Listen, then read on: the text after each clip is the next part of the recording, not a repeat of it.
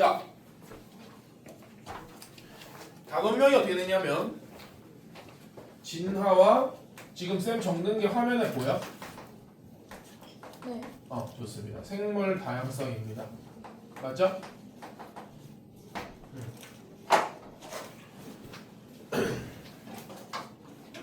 첫 단어로 뭐가 등장을 하냐면 변이라는 게 등장을 하죠. 맞나? 변이예요. 맞죠? 변이는 뭘 의미하냐면 유전적인 변이와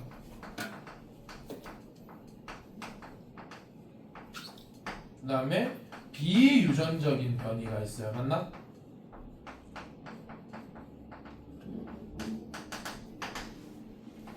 요거 두 개를 구분하는 가장 쉬운 방법을 좀 설명을 드려보자면 유전적 변이는 선천적인 거예요. 그러니까 태어날 때부터 이미 변해 있는 거야. 맞죠? 예를 들어서 이런 경우가 있죠. 알비노증이라고 해서 흑인들 결혼을 했는데 태어난 자식이 백인일 수가 있거든요. 그러니까 멜라닌 색소를 아예 합성을 못하는 돌연변이가 일어나는 경우야. 그러면은 흑인 부모가 가지지 않은 유전 성질인 걸 자식이 가지고 태어나는 거잖아. 맞죠? 그거는 가지고 태어난 거니까 어떻게 된 거야? 유전자 자체가 바뀐 거예요. 맞나? 이거는 유전자가 변한 거라고 생각을 하면 돼요. 알겠지? 유전자가 바뀐 거.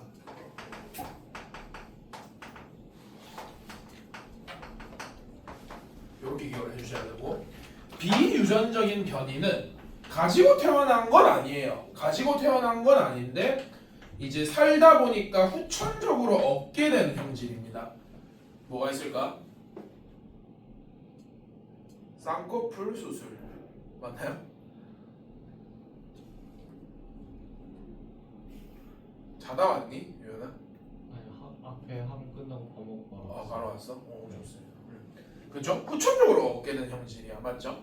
또 뭐가 있을까? 쌤은 보통 이 파트를 설명할 때 주로 드는 게 이제 손흥민 선수 요번에 이적을 했죠? 알고 있나요?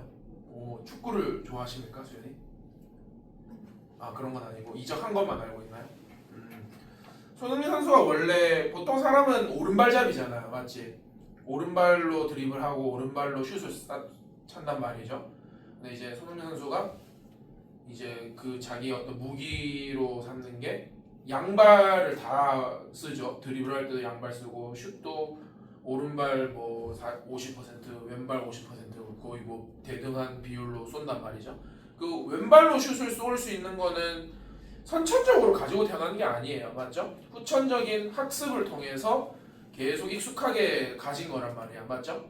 그러니까 이거는 처음에 가지고 태어난 건 아니고 후천적으로 어떻게 되냐면 학습에 의해서 얻게 된 형질이죠. 맞나? 학습에 의한 것이라고 보면 됩니다.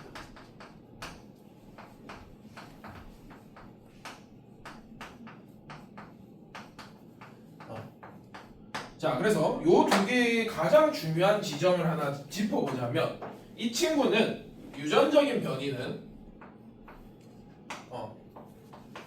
자손으로 유전되고 이거는 궁극적으로 뭐가 되냐면 진화의 원동력이 됩니다. 되겠나?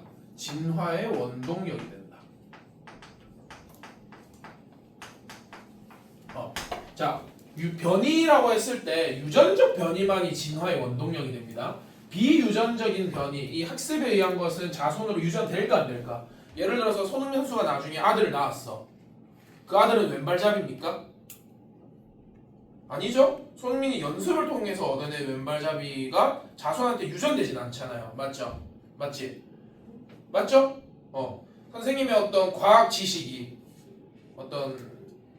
이런 예시는 안 될 것 같고 또 뭐가 있을까? 예를 들어서 쌍꺼풀 수술을 했어. 태어난 자손이 쌍꺼풀을 가지고 있을까요? 왜 웃어요? 지민아 왜 웃니? 그건 아니란 말이야. 맞죠? 쌍꺼풀 수술을 통해서 후천적으로 얻은 형질은 유전이 안 됩니다. 그렇죠? 얘는 자손으로 유전되지 않습니다.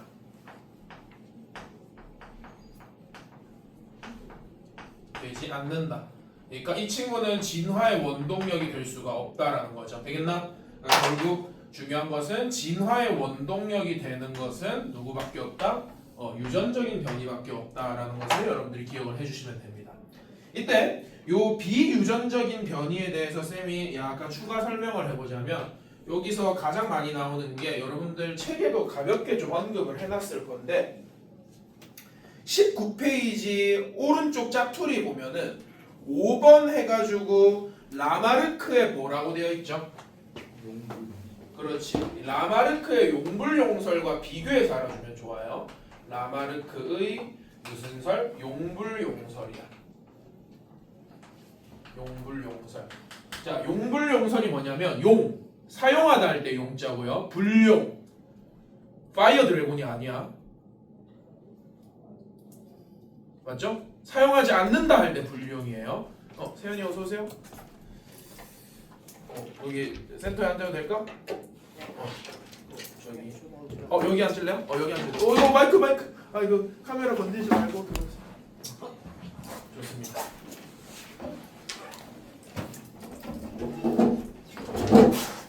오늘 생명 마지막 파트 하고 있고요. 페이지 18, 19 페이지입니다. 알겠죠?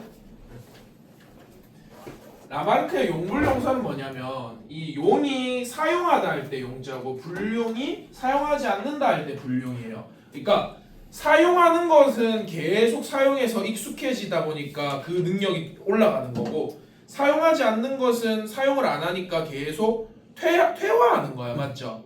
그래서 이제 이거 같은 경우는 뭐냐면 학습에 의해서 계속 사용하는 거는 능력치가 올라가고 사용하지 않는 거는 능력치가 떨어지다 보니까 이런 것들이 어떤 이제 쌓이고 쌓여서 진화의 원동력이 될 것이다 라고 했지만 아까 말했지만 어떻게 돼? 후천적으로 얻게 된 형질은 자손으로 유전된다 안 된다? 안 된다. 그러니까 이거는 진화의 가설이 될 수가 없습니다. 진화의 가설로서 요즘은 이제 쓰이지 않는 거예요. 알겠지? 그러니까 용불용설은 비유전적 변이의 예시로 기억을 해주시면 되는 거야. 알겠죠? 거기다 하나 적어놔. 19쪽에 오른쪽 짝투리에 진화에 관한 가설해서 라마르크의 용불용설은 현재는 받아들여지지 않는 진화의 가설이다. 알아두시면 될 것 같아요. 되겠어?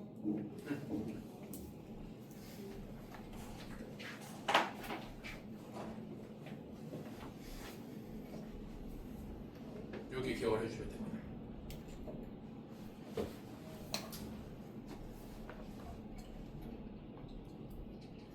자, 그리고 이제 변이 밑에 보면 그 18페이지 변이 밑에 보면 유전자 차이의 원인 해가지고 두 가지 이제 적어놨죠. 요걸 쌤이 이렇게 적어볼게.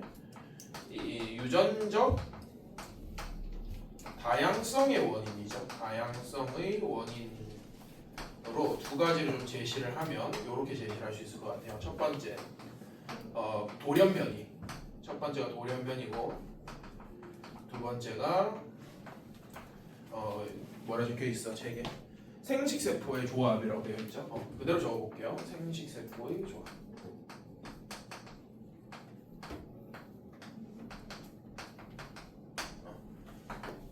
돌연변이는 어렵게 생각하지 말고 이거는 뭐냐면 아까 말했던 이걸 다른 말로 적은 거예요. 돌연변이는 유전적인 변이 그 자체를 돌연변이라고 합니다. 맞죠? 그러니까 돌연변이라는 것은 다시 적으면 부모가 가지지 않은 유전 형질이 자손이 갖게 된 걸. 유전 형질을 자손이 갖게 된 걸.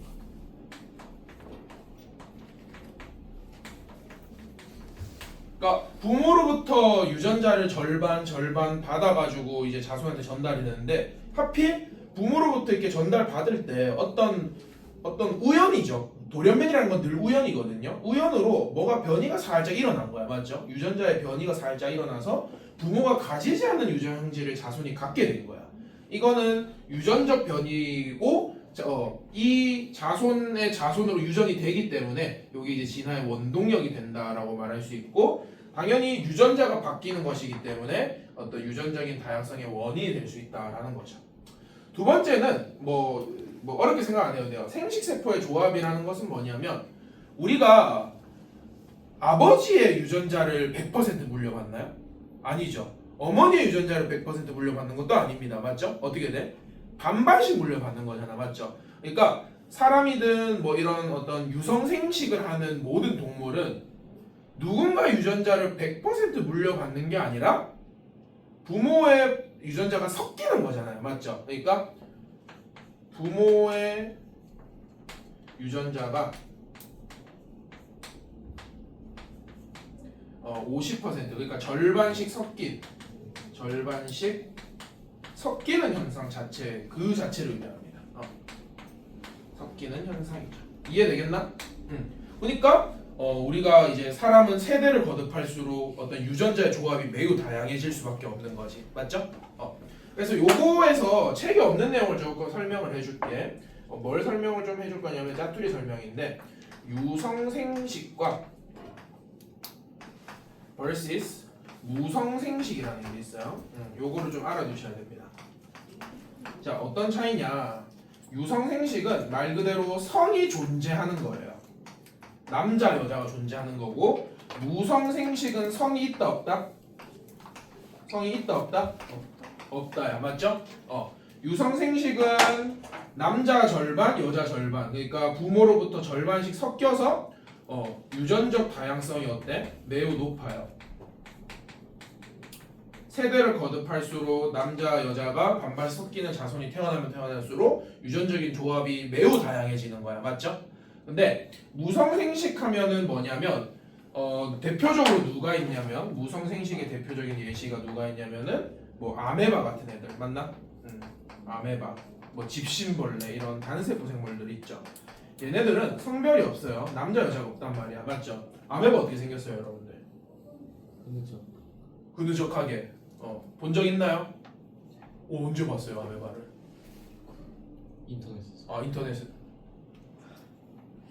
인터넷에서. 디스코드로 얘기했나요? 농담입니다. 아메바 맞죠? 아메바는 어떻게 돼? 얘는 남자 여자가 없어. 성별이 없어요. 얘네들은 자기의 자손을 만들고 싶을 때 어떻게 하느냐? 자기의 몸뚱아리를 둘로 이렇게 쪼개요. 맞나? 그러면 개체가 두 마리가 되는 거죠. 맞지? 그럼 얘가 또 이렇게 더 커지면은 또 둘로 쪼개지고 이런 식으로 되는 거야. 그러면 얘네들은 이런 생식 세포의 조합 이런 게 안 일어나죠.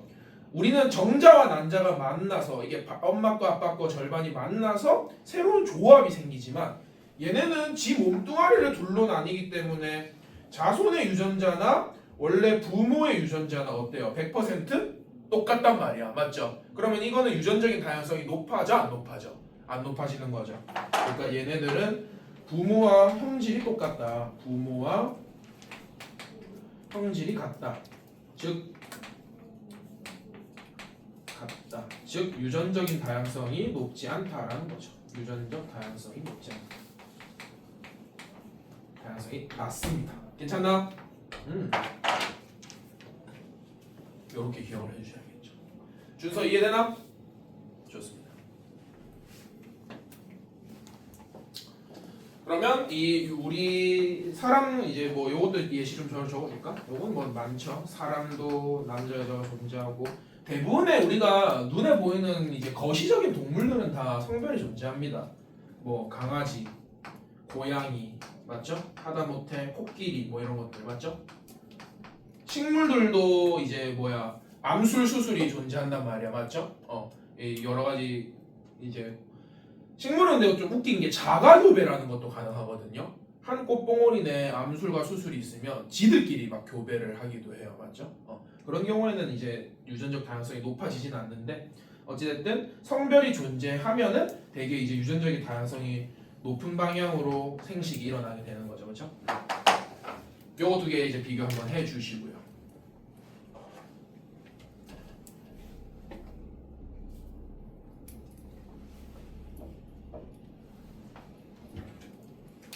자, 그 다음에 그 밑으로 내려오면 자연선택이라는 말이 나옵니다.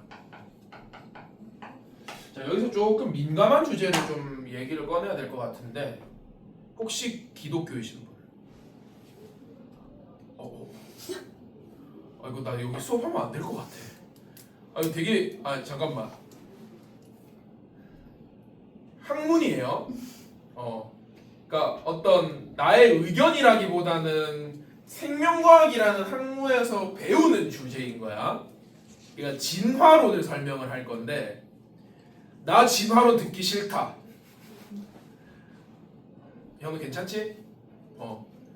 그러니까 나는 뭐 창조론도 일리가 있고 진화론도 일리가 있다라고 생각하는 사람 조금 이제 진화론에 좀 더 가까운 사람이긴 하지만 민감한 주제지만 혹시 창조론을 이제 100% 믿으시는 분은 그냥 어떤 생명과 학문의 일종으로 그냥 들어주시면 될 것 같아요. 알겠죠? 자연 선택이라는 것은 뭐냐면 어떤 이제 진화의 원동력이 되는 건데 여기 적힌 대로 한번 읽어볼게. 자연 상태에서는 변이에 따라 개체마다 환경에 다르게 적응한다. 환경에 적응하기 유리한 형질은 그렇지 않은 개체보다 더 많이 살아남아서 자손을 더 많이 남긴다. 이렇게 되어 있죠. 그러니까 자연이 선택한다라고 좀 직관적으로 이해를 해보고 이거를 쌤이 여러 가지 예시로 좀 설명을 해볼게요. 요거는 적지 말고 한번 들어봐. 적고 지울 거야.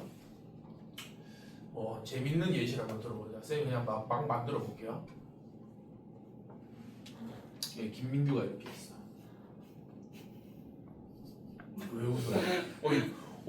나만 등장했는데 웃는 거야 지금? 이게 무슨 일이죠? 벌써부터 재밌을 것 같다는 예감이 들어. 아 그래? 무슨 예감이 든 거지? 선생님 지금 결혼은 안 했어요. 미혼입니다. 여자친구도 없어요. 맞죠?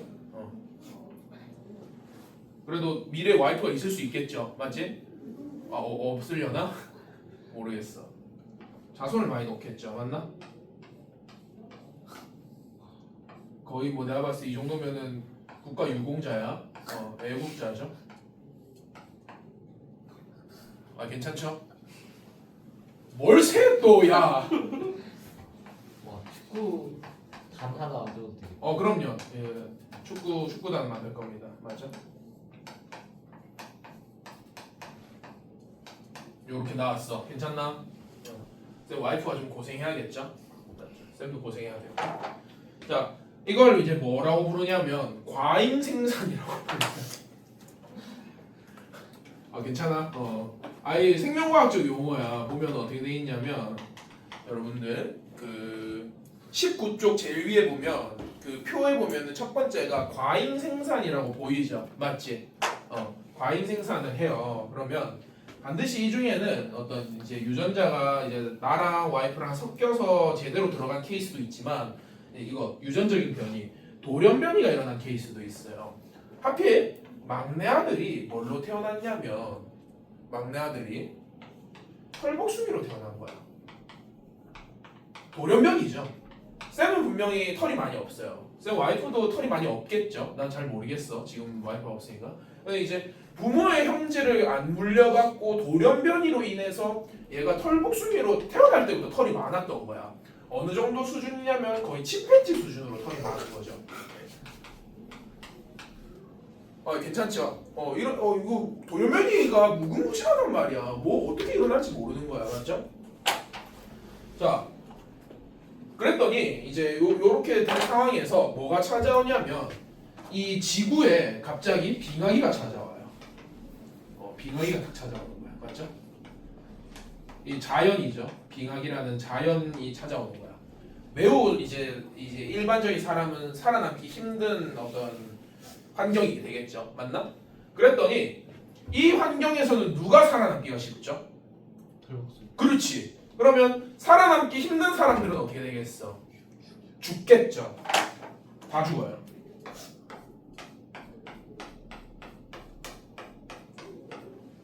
너무 극단적이긴 하지만 이렇게 예시를 들어야 여러분들 잘 배울 수 있다는 거예요. 맞나? 그러면 이 살아남은 막내 아들은 어떻게 되느냐? 또 어딘가에 우연찮게 털복숭이로 태어난 그 친구가 있을 거란 말이야. 맞죠? 그러면 이거는 아까 말했지만 유전적 변이니까 자손으로 유전돼 안 돼? 돼요. 그러면 이렇게 두 개가 교배를 해서 태어난 자식은 어떻게 태어나겠어? 전부 다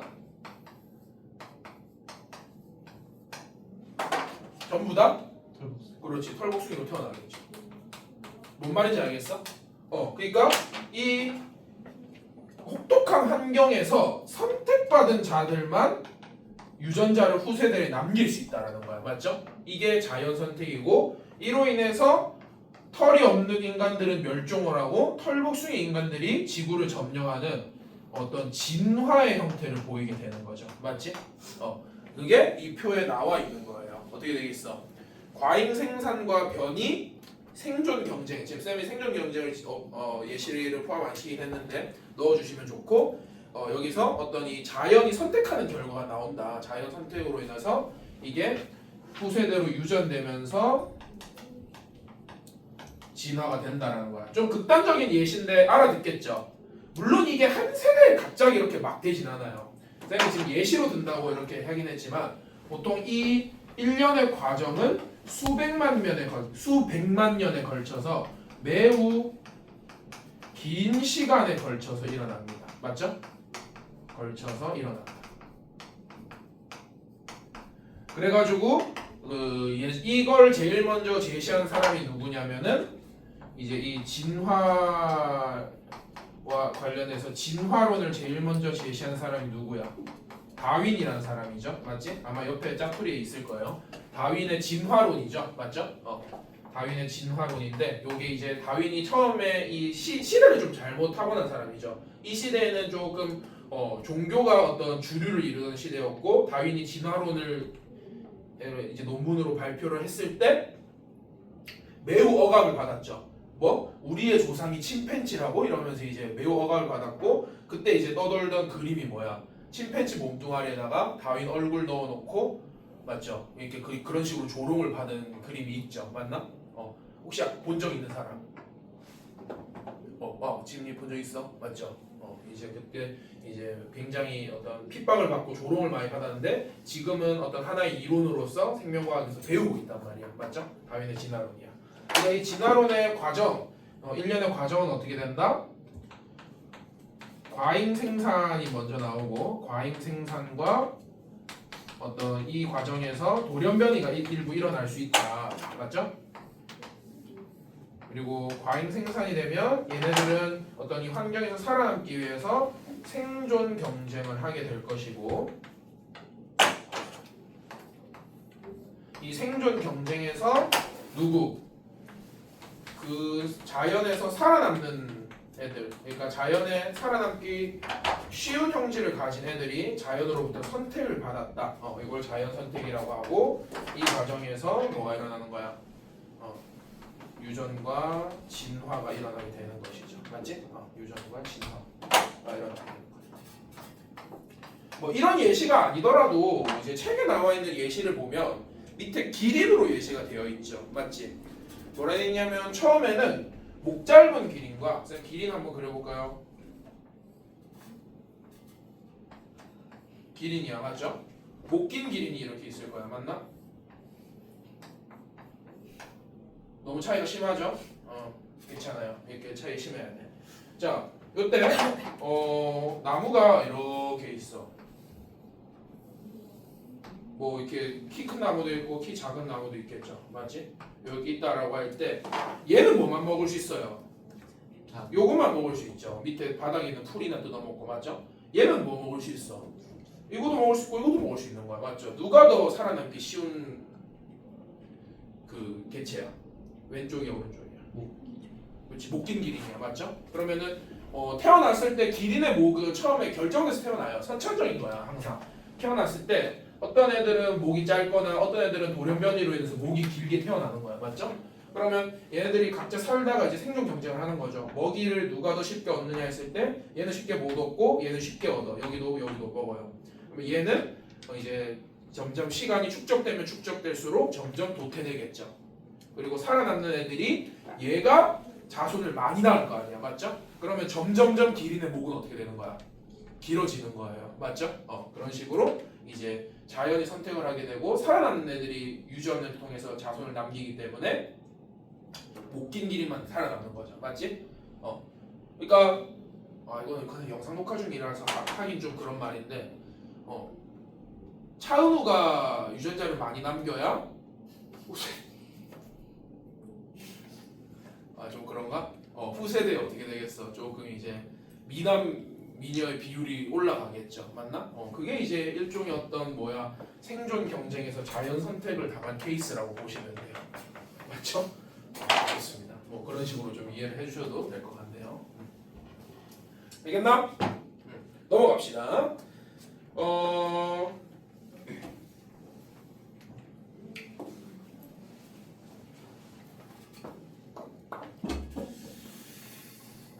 요거 하나는 좀 잘 알아두면 좋은 건데 자주 나오는 것 중에 하나가 여러분들 18쪽 제일 밑에 한번 볼까?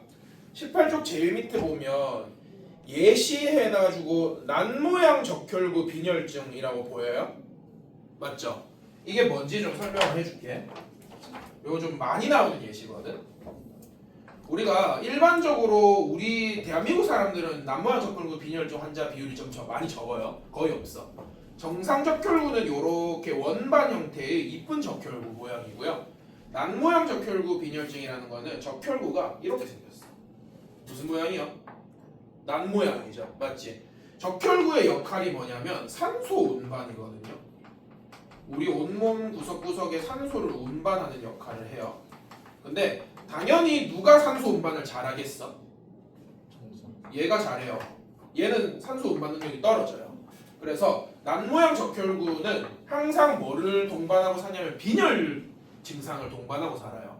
당연히 누가 더 살아남기 쉽겠어? 정상이 더 살아남기 쉽겠죠. 맞지? 그러니까 대한민국은 이게 더 살아남기 쉬우니까 이게 많은 거야. 되겠어? 근데 어떤 특별한 환경이 있어요. 여기는 뭐 이제 일반적인 환경이고 특별한 환경이 어디냐면 아프리카예요. 아프리카. 이 아프리카는 뭐가 이제 존재하냐면 말라리아라고 하는 질병이 존재를 하거든요. 맞지? 이 말라리아는 누구를 숙주로 삼냐면 이 말라리아라는 병원체는 정상 적혈구를 숙주로 삼아요. 그러니까 정상 적혈구를 감염시켜서 말라리아가 걸리게 한 다음에 이 사람을 서서히 말려 죽이는 거죠. 맞죠? 서서히 죽인단 말이에요. 자, 그러면 이 환경에서는 자, 이렇게 되는 거죠. 분명히 산소 운반 능력은 누가 좋아? 정상이 훨씬 좋아요. 얘는 산소 운반 능력이 떨어져. 근데 웃긴 게 얘는 말라리아에 너무 잘 걸려요. 그러니까 말라리아 병원체가 들어오면 감염이 되고요. 맞죠? 근데 얘는 지금 공간이 없죠. 난모양 적혈구라서. 그래서 말라리아 병원체가 들어오면 아씨 좁네. 여기는 감염 안 시킬란다 이러고 감염이 안 돼요. 여기는 아주 우연찮게도 말라리아에 대해서 완전 면역입니다. 그러니까 질병 자체가 안 걸려. 완전 면역이에요. 자, 그러면 이런 특별한 환경에서는 누가 더 살아남기 쉬울 것 같아? 완전 면역이죠. 면역. 이런 특별한 환경에서는 누가 더 살아남기가 쉽다? 그렇지. 산소 운반 좀 떨어지면 뭐 어때? 맞죠? 그냥 안 뛰고 그냥 집 안에 누워 있으면 되지. 맞죠? 말라리아의 완전 면역이 훨씬 좋단 말이야. 맞죠? 그러니까 여기는 오히려 이게 자연 선택을 받는 거죠. 이거 이해되겠어? 요게 상당히 많은 예시로 나오게 되니까 여기 18쪽 밑에 한번 읽어보고 이해해 주시면 좋을 것 같아요. 알겠죠?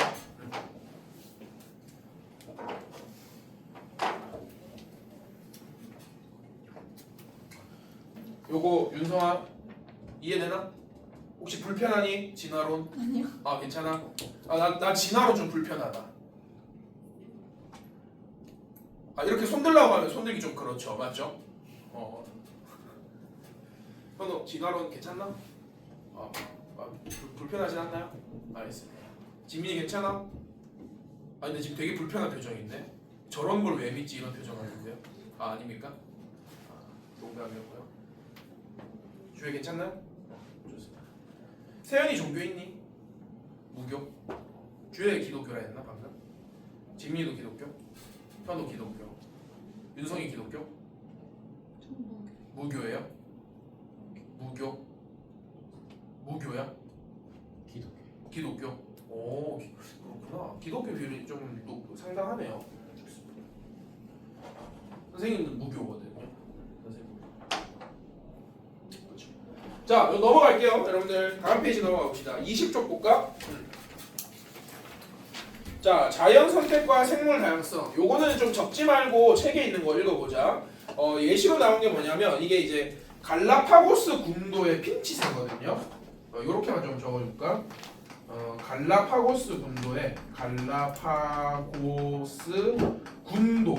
군도가 뭐냐면은 도가 섬도자예요. 제주도 할 때 도자고 군이 우리 객체군 할 때 군이야. 이게 무리 군자죠. 여러 가지 섬들이 작은 섬들이 모여 있는 걸 군도라고 부르고 갈라파고스 군도에 핀치새라는 종이 있어요. 얘는 이 섬이 이제 둥둥 떠다니는 섬이 여러 개 모여 있잖아. 이 섬마다 열매의 종류가 다양해. 어떤 섬은 선인장, 가시가 가득한 선인장이 많이 열리는 섬이 있고 어떤 섬은 이제 뭐 딱딱한 열매가 많이 열리는 섬이 있어요.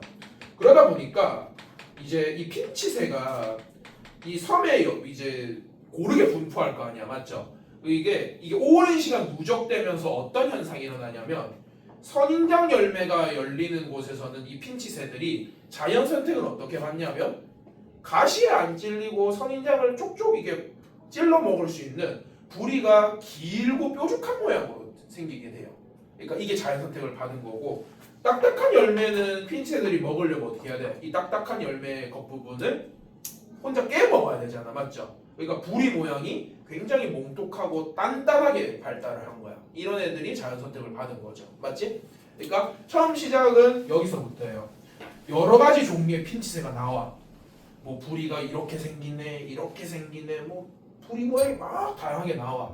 근데 이런 먹이가 많은 곳에서는 누가 살아남기가 쉽다? 길고 뾰족한 애들이 살아남기가 쉽다, 맞죠? 이런 먹이가 많은 곳은 누가 살아남기가 쉽다? 딱딱하고 뭉툭한 부리를 가진 애가 살아남기가 쉽다는 거야, 맞죠? 그래서 자연 선택을 받고 그런 핀치새들이 이제 생겨나게 되는 것이죠. 이거 알아듣겠죠? 그렇게 알아두면 좋고, 자 밑에 내려가서 요거 이제 마지막으로 딱 설명하고 좀만 쉴게요. 생물 다양성입니다. 보이나? 자, 생물 다양성을 판단하는 근거는 총 3가지가 있어요. 읽어볼까? 무슨 다양성? 유전적 다양성. 유전적 다양성 맞나? 그 밑에 또 무슨 다양성? 종다양성. 종 다양성. 그 밑에 또 무슨 다양성? 생태계 다양성이야, 맞죠? 요렇게 3가지 다양성을 따지는데 여기서 이제 시험 문제로 나올 만한 건 종 다양성에 대해서 조금 알고 계시면 좋은 게 있어요. 일단 각각 좀 설명을 드려보자면 유전적 다양성은 그런 거예요. 아까 말했듯이 핀치새가 태어났을 때 어떤 핀치새들은 부리 모양이 길고 뾰족하고 어떤 핀치새는 뭐 부리가 없을 수도 있겠죠. 그건 안 되나? 뭐 돌연변이니까 뭐든 가능해.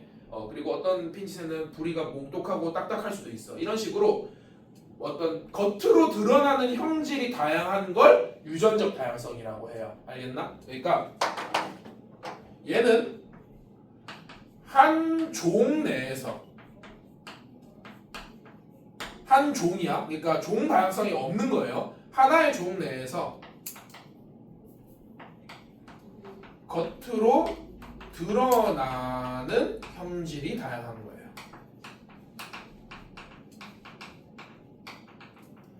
보통 이제 무당벌레로 예시를 들면 빨간 무당벌레 본 적 있죠? 가장 일반적인 케이스야. 또 노란색 무당벌레 본 적 있나요?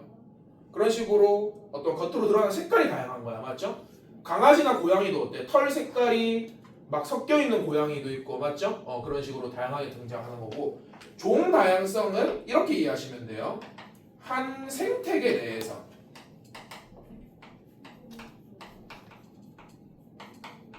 지금 이게 보이나?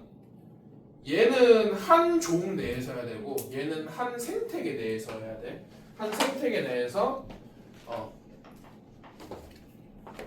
다양한 종이 나타나는 거고 다양한 종의 나타나는 거고 이 종 다양성에서 여러분들이 하나 더 필기를 좀 해주세요. 요거 아마 책에 없을 텐데 종 다양성을 판단하는 기준에는 2가지가 있는데 종풍부도랑 종균등도라는 게 있어요. 알겠나? 종균등도라는 게 있어. 자, 이게 뭐냐면 선생님 하나 예시를 들어볼게. A숲이 있고 B숲이 있다.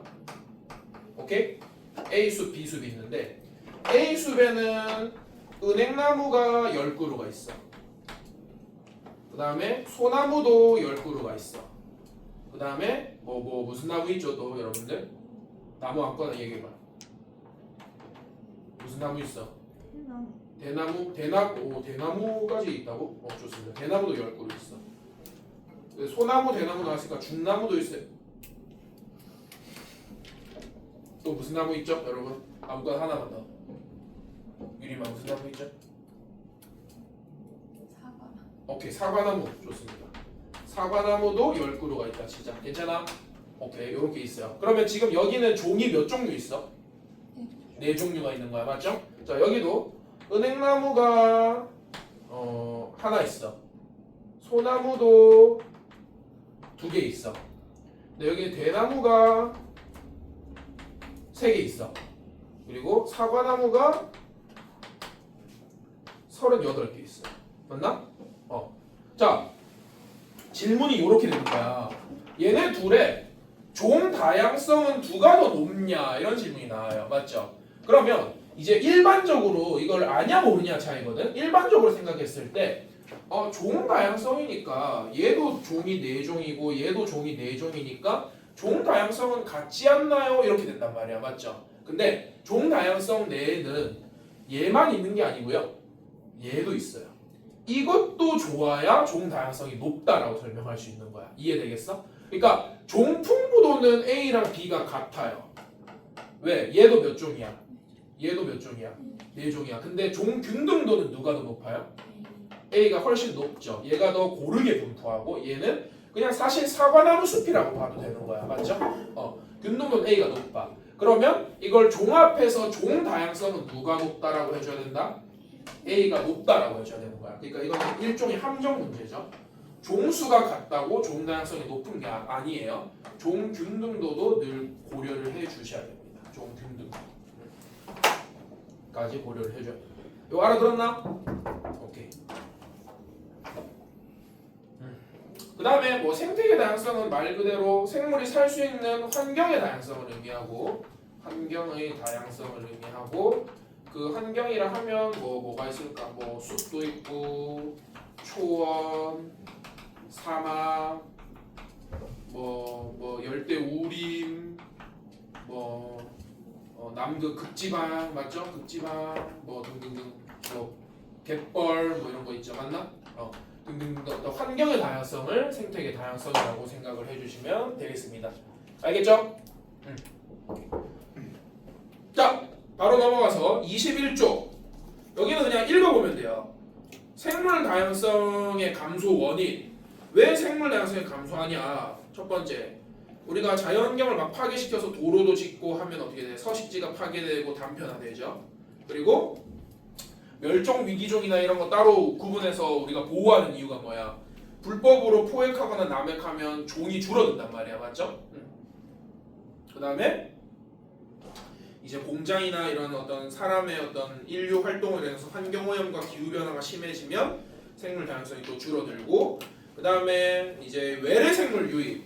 보통 이제 외래 생물 하면 여러분들 대표적으로 알고 있는 게 뭐냐면 황소, 개구리 맞나? 이런 황소 개구리나 아니면은 여러분들 거기 나와 있는 거 몇 개만 보면 뉴트리아, 큰잎베스 이런 것들이 이제 우리 대한민국 토종이 아니라 이제 외국에서 들어온 외래종이고, 얘네들은 위험한 이유가 뭐냐면 포식자가 없어. 그러니까 활개를 치는 거야. 얘네들이 활개를 쳐서 지들이 먹을 수 있는 거를 싸그리 다 먹어버리는 거죠. 맞지? 그래서 이 생태계가 파괴가 되는 겁니다. 혹시 이 큰잎베스 어디서 많이 보지 않았니? 이 책에 보면 큰잎베스라고 있을 텐데 요거 혹시 아는 사람? 큰잎베스 닌텐도 하는 사람 없나? 왜요? 동물의 숲. 맞아요. 동물의 숲 하면 물고기 잡으면은 한 10개 중에 5-6마리는 이거예요. 외래종이죠. 생태계 파괴시키고 있는 지금. 동물의 숲 안 해봤어요? 동물의 숲 해본 사람? 큰잎베스 알지 않아요? 본 적 있죠? 낚시를 안 해서 그 낚시하면 뭐예요? 좀 돌아다니기만 했어. 그냥 이렇게 돌아다니기만 해요? 오. 낚시 해봤어요, 세연이? 낚시 안 되던데요. 아 낚시가 안 돼요? 그래서 낚시 안 해요. 아 안 돼요? 알겠습니다. 지민이 낚시 해봤나? 큰입 패스 본 적 있죠? 제가 생각하는 그게 가지고. 너가 생각한 그게 맞을 거예요. 너가 생각한 게 뭔데요? 물고기 그렇죠, 맞아요. 그거 맞습니다. 자, 아무튼 여기까지 이제 한번 읽어보고 쌤이 이제 책이 없는 것도 몇 개 설명했으니까 필기한 다음에 여러분들 암기 좀 해봅시다. 알겠죠?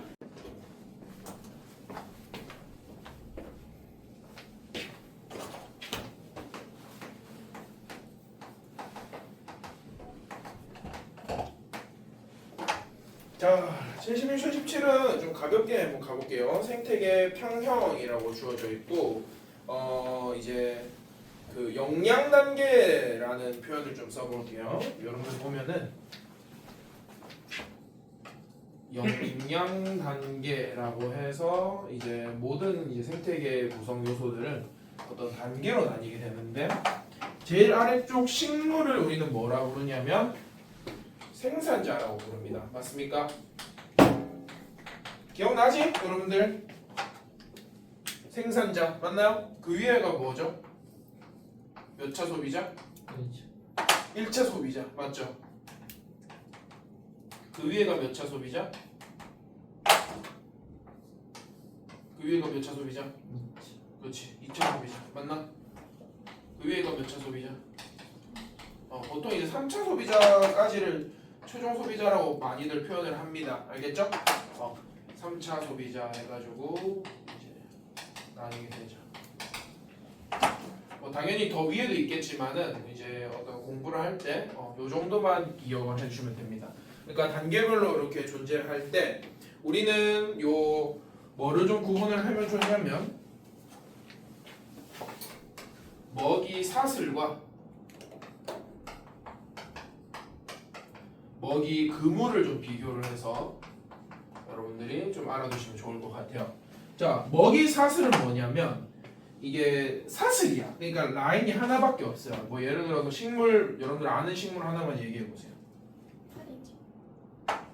뭐요? 파리지. 뭐요? 파리지요. 아, 파리지오, 파리지오.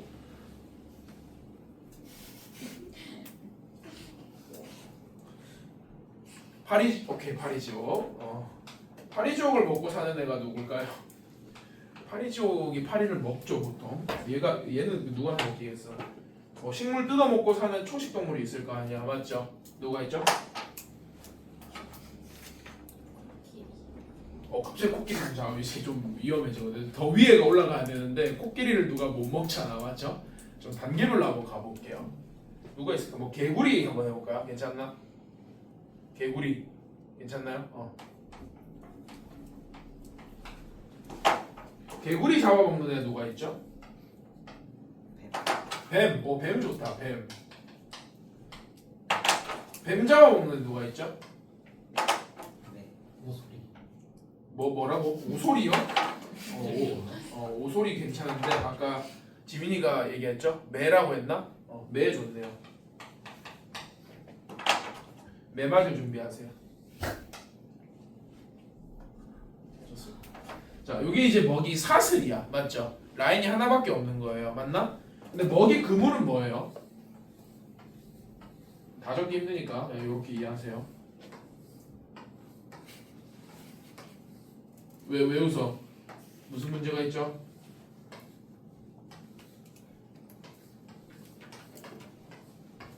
요렇게 있는 거야. 맞나요? 이게 뭐의 그물이야?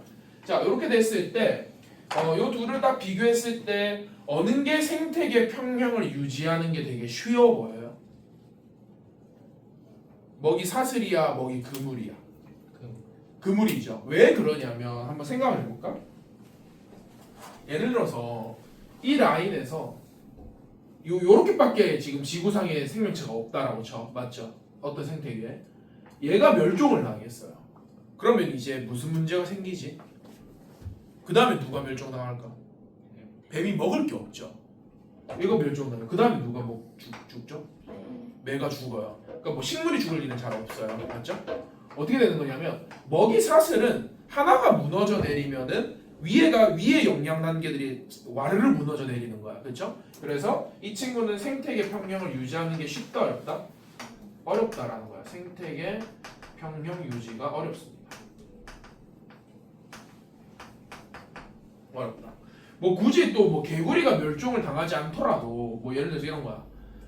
뱀이 갑자기 개체수가 늘어나가지고 개구리를 다 잡아먹을 수도 있는 거잖아요. 맞죠? 씨를 안 말리고 맞나? 뭐 그렇게 될 수도 있는 건데 자, 요 경우는 어떻게 돼? 예를 들어서 이 친구가 멸종 당했어. 맞아? 이거 무너져 내려 안 내려? 안 내리죠. 얘도 지금 먹을 게 요거 있잖아. 맞죠? 얘도 먹을 게 요거도 있단 말이야. 맞죠? 그러니까 얘는 생태계 평형을 유지하는 게 더 쉽다라는 거죠. 평형 유지가 쉽다 어렵다? 평형 유지가 쉽다라는 거야. 이거 알아듣겠죠? 이게 이제 먹이 사슬과 그물로 이해해도 되고 77쪽에 제일 마지막 설명도 똑같은 설명이라고 보면 돼요. 먹이 그물이 단순한 생태계, 먹이 그물이 복잡한 생태계라고 했을 때 생태계 평형이 어느 쪽이 더 쉽다? 복잡한 쪽이 쉽다, 단순한 쪽이 쉽다. 복잡한 쪽이 생태계 평형을 이루는 게 더 쉽다라는 거죠. 알아듣겠나? 오케이, 좋습니다. 자, 밑으로 내려가서 에너지 흐름이다. 맞나? 에너지 흐름입니다.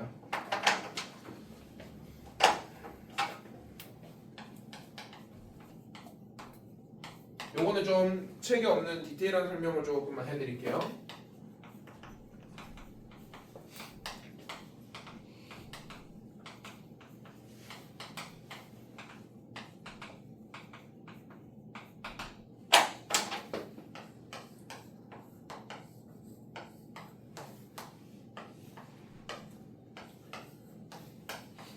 요렇게 단계별로 있다라고 할 때 여러분들 이거 통합과학 1에서 배웠던 기억이 있어요. 지구상에 존재하는 에너지의 99.98%는 출처가 어디죠? 태양 에너지야. 맞지? 자, 그러면 뭘 그려야 돼? 이 뭐죠? 태양입니다. 너무 잘 그렸죠? 누가 봐도 태양이야. 맞죠? 뭐 여기서 태양이 이 태양 에너지를 최초로 포착하는 게 누구죠? 사람 광합성 할 수 있어 없어? 못 하잖아요. 사람은 태양 에너지 못 써요. 최초로 포착하는 생명이 누구죠? 생산자, 식물입니다. 맞나? 그러면 예를 들어서 이 태양이 식물한테 거의 사실은 뭐 태양이 없어지지 않는 한 무제한의 에너지를 공급을 하겠죠. 맞나? 그러면 무제한 에너지를 공급을 하지만 지구상에 있는 식물이 무한하지가 않기 때문에 식물이 예를 들어서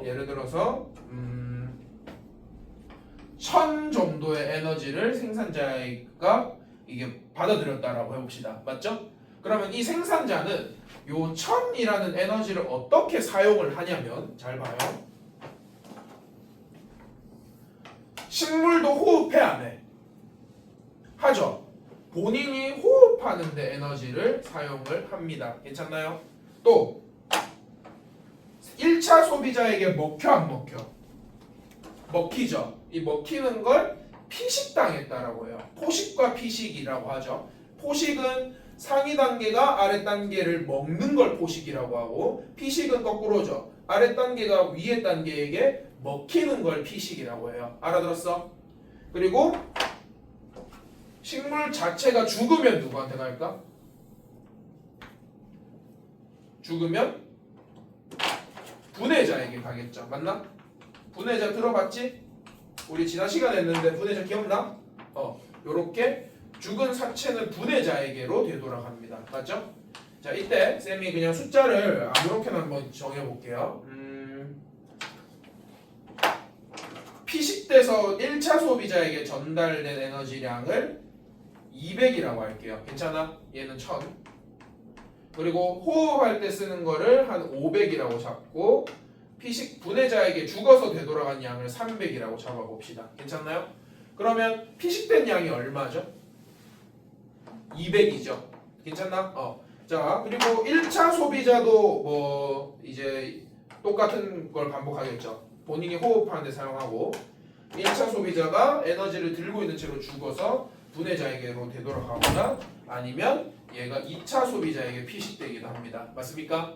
자, 이때 호흡한 양을 100이라고 할게요. 그리고 분해자에게 되돌아간 양을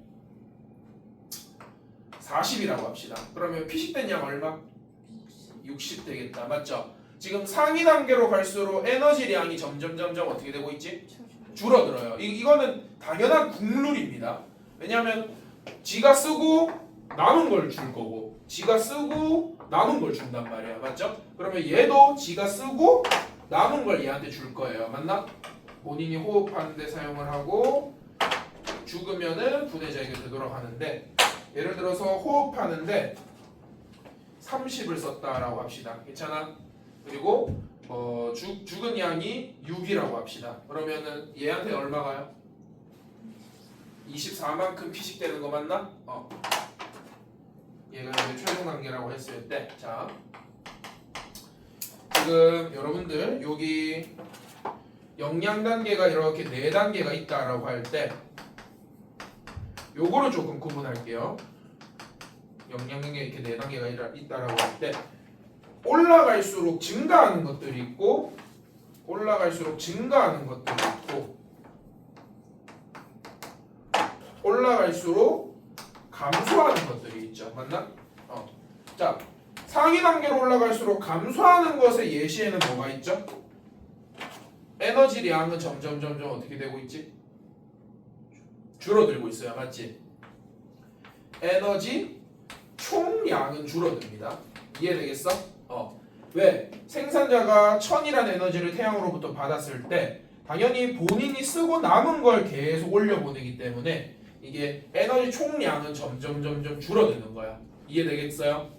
그 다음에 위로 올라갈수록 감소하는 건 또 뭐가 있냐면 에너지량이 줄어들다 보니까 또 무슨 현상이 생기냐면 개체 수도 점점 줄어들어요. 무슨 말인지 알겠어? 당연히 이 지구상에서 제일 많은 개체는 누구야? 식물일 겁니다. 그 다음에 1차 소비자가 그 다음으로 많을 거고 위로 올라갈수록 뭐 사자나 호랑이가 많으면 큰일 나겠죠. 맞지? 그러니까 위로 올라갈수록 줄어드는 형태여야 돼. 맞죠? 근데 대한민국은 지금 어떻죠? 이렇게 되고 있지. 맞죠? 곧 망할 거야. 맞지? 이런 얘기 하면 안 되나? 미안합니다. 그렇죠? 연령 비율이 이렇게 되고 있죠. 그리고 사실 뭐 대한민국뿐만 아니고 전 지구적으로 봤을 때 사람의 개체 수가 좀 비정상적으로 많기는 해요. 맞죠? 그래서 언젠가 이게 뭔가 이 자연 선택에 의해서 사람의 수를 절반으로 줄이는 어떤 대자연재해가 일어나지 않을까. 왜 웃어요? 그런 자연재해 혹시 경험해 보고 싶나요? 뭐 그런 건가? 그런 이제 그런 식으로 좀 해석해 볼 수도 있겠죠. 맞나? 자, 올라갈수록 증가하는 거는 뭐가 있을까요? 뭐가 있을까? 개체 크기가 있습니다. 개체 크기. 맞죠? 이거는 왜 그러냐면 에너지량이 적다 보니까 이 위로 올라갈수록 에너지를 저장하려는 습관이 있어요. 그래서 자기 몸에다가 에너지를 비축하려고 해서 윗단계로 갈수록 크기 자체는 커져. 근데 당연히 예외는 존재합니다. 코끼리는 초식 동물이죠. 여기 속하거든요. 당연히 예외지. 코끼리는 약간 비정상적으로 큰 애들이야. 맞죠? 그러니까 일반적으로 봤을 때 뭐 다람쥐나 청설모나 이런 애들보다 당연히 사자나 곰이 크단 말이야. 맞죠? 그 이유가 이제 적은 양의 에너지를 효율적으로 쓰기 위해서 저장하는 습관이 있기 때문이야. 되겠어? 그리고 여기에 적히는 것 중에 중요한 게 뭐냐면 이게 있어요. 에너지 효율. 요거를 조금 기억을 해주셔야 돼요. 윗단계로 올라갈수록 에너지 효율이 증가하는데 쌤 에너지 효율이 뭔가요? 라고 했을 때 잘 봐. 에너지 효율은 정확한 정의가 있어요. 요거 계산하는 방법이 있어. 어떻게 계산을 하느냐?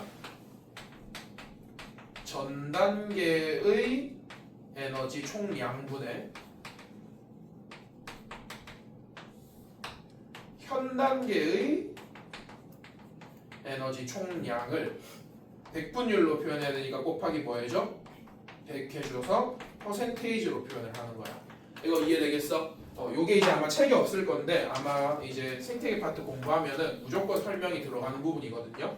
그러니까 이거 알아두셔야 돼요. 알겠지? 에너지 효율을 계산하는 방법입니다. 그러면 쌤이랑 같이 몇 개 계산해보자. 생산자는 에너지 효율 계산하는 거 안 나옵니다. 왜냐하면 얘는 이전 단계가 있어 없어? 없어요. 자 그럼 1차 소비자부터 들어갈게요. 자, 얘 전 단계 에너지 총량 쌤 얼마로 했지? 1000. 얘 현 단계 에너지 총량 얼마? 그러면 1000분의 200 곱하기 얼마? 100 하면 몇 퍼센트? 암산되나? 20% 나오죠. 얘는 에너지 효율이 20%야. 따라왔어? 자, 얘 에너지 효율 계산 들어가는데 2차 소비자 에너지 효율 어떻게 돼? 전 단계 얼마? 200분의 현 단계 얼마? 60 곱하기 100 하면 얼마? 30% 맞나? 쌤 어때? 이 노렸어요. 숫자 일부러 이렇게 한 거야. 맞죠? 그 다음에 얘 전 단계 얼마? 60분의 현 단계 얼마? 24 곱하기 100 하면 얼마? 40%예요. 괜찮아? 그래서 이게 어떻게 되는 거냐면 위로 올라갈수록 에너지 양이 줄어들다 보니까 윗단계로 갈수록 어떻게든 에너지를 효율적으로 뽑아서 쓰고 싶어 하거든요. 맞지? 그래서 어쩔 수 없이 윗단계로 올라가면 올라갈수록 이 에너지 효율은 어떻게 돼? 증가할 수밖에 없는 거야. 알아듣겠나? 에너지 효율을 계산하는 방법까지 쌤이 적어드렸습니다. 요거 이해됩니까? 오케이. 그래서 상위 단계로 가면 갈수록 증가하는 것과 상위 단계로 가면 갈수록 감소하는 것을 외우는 건 외우는 건데 약간의 이해도 좀 필요합니다. 이게 쌤도 그냥 단순히 암기한다기보다는 어떤 식으로 될까를 논리적으로 좀 이해를 하면 외우기가 쉬워지거든요. 맞지? 당연히 위로 올라가면 갈수록 개체수는 줄어들어야 되고 에너지 총량도 줄어들어야 되는 거예요. 맞죠? 이걸 단순 암기로 하기보다는 그럴 수밖에 없는 어떤 논리적인 맥락을 좀 잡기를 바래요. 알겠나? 알아들었어? 윤성 이해돼? 유림아 이해되니? 세연아 이해되겠어? 안 보이는군요. 이제 보이죠? 이해될 겁니다. 쌤 미안해요. 쌤 덩치가 커가지고 다 가립니다. 현도 이해되나? 좋습니다. 안 보이면 말해주세요. 쌤 피해드릴게요.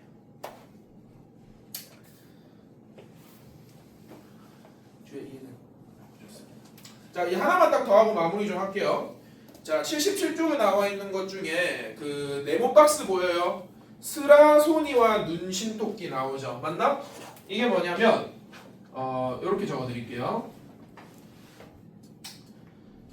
포식과 피식이라는 거거든요. 포식과 피식. 아까 말했듯 포식은 위에 단계와 밑에 단계를 잡아먹는 거야. 피식은 아래 단계가 위에 단계에게 먹히는 거죠. 맞나? 그러면 스라손이랑 눈신토끼라고 했을 때 누가 포식자죠? 그렇지, 스라손일 거야. 스라손이고 누가 피식자죠? 눈신토끼가 피식자일 거예요. 맞나? 혹시 이번에 영상 녹화 중이죠? 오징어 게임 보신 분? 오징어 게임 봤나요? 19세 때 어떻게 봤죠?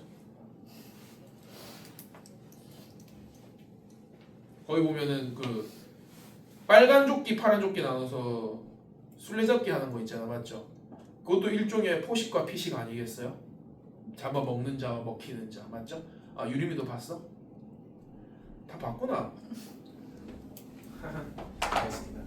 자, 요때 요 구조를 이해를 해야 되는데 잘 봐. 제가 하나 그래프로 좀 설명을 해줄게. 자, 그래프에 대한 이해도가 필요하거든요. 잘 보세요.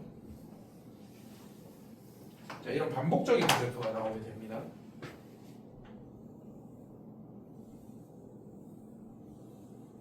자, 이렇게 있다고 할 때 시험 문제로 이렇게 나와요. 자, 여러분들 한번 스스로 좀 생각을 해봐. 파란색이 스라손일까? 빨간색이 스라손일까? 이거는 시간에 따른 개체 수입니다.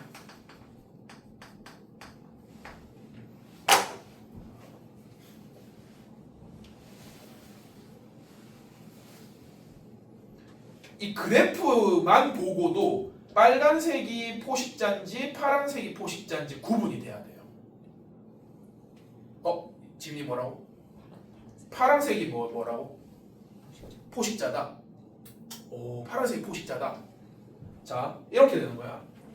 지금 파란색이 먼저 증가하고 있죠. 그 뒤로 빨간색이 증가하고 있단 말이야. 맞나? 그럼 이렇게 생각을 해보자. 파란색이 포식자야. 스라소니가 늘고 있어요. 뒤따라서 눈신토끼가 늘면 돼, 안 돼? 말이 안 되지. 어떤 논리가 좀 이해되겠어? 먼저 선행되는 쪽이 피식자여야 되는 거야. 왜? 눈신토끼가 늘면 스라소니 입장에서는 어때? 먹을 게 많아진 거잖아. 그러면 스라소니가 같이 따라 늘겠죠. 그러면 스라소니가 늘게 되면은 이제 얘가 그제서야 다시 이제 줄어든단 말이야. 맞나? 그러면 눈신토끼가 다시 줄어들면은 그제서야 다시 스라소니도 먹을 게 줄어드니까 줄어드는 거죠. 맞지? 즉 이게 그래프가 나와 있을 때 여러분들이 그래프를 딱 보고 먼저 움직이는 쪽이 피식자다, 포식자다? 피식자다라는 걸 이해를 해주면 좋겠어요. 알겠나? 그리고 나중에 움직이는 쪽이 누구냐면 포식자여야 되는 거야. 괜찮죠? 알아들었나? 그러니까 얘가 눈신토끼고 뒤따라서 움직이는 쪽이 누구다? 스라손이다. 이게 이제 그래프만 보고도 판단이 될 수 있다라는 뜻이죠.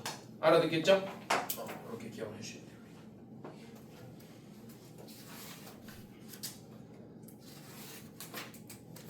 끝. 요거 아마 책이 없는 게 요런 거랑 그다음에 요런 거만 좀 필기해 주시고 나머지는 한번 읽어보면 좀 이해될 겁니다. 뒤에 78, 79는 지금 읽어보자. 요거는 나중에 시험 치기 직전에 바짝 외우고 그냥 까먹는 쪽으로 갑시다. 알겠죠?